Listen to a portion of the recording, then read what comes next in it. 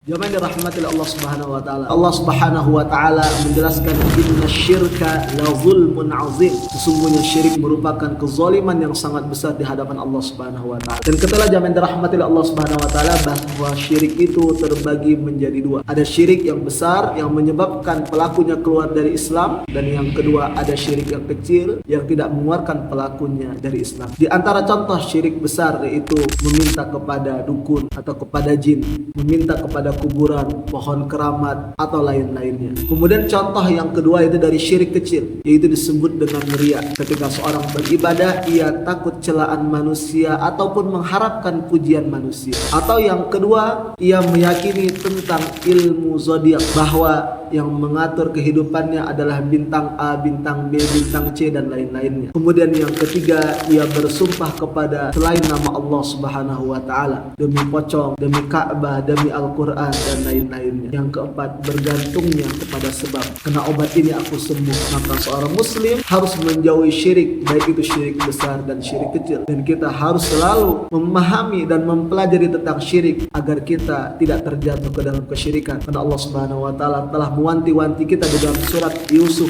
wa ma yu'minu aktsaruhum billah illa wa hum musyrikun. Dan kebanyakan mereka mengaku beriman kepada Allah namun mereka tetap berbuat syirik. فتعالى الله الملك الحق ولا تعجل بالقرآن من قبل أن يقضى إليك وحيه وقل رب زدني علما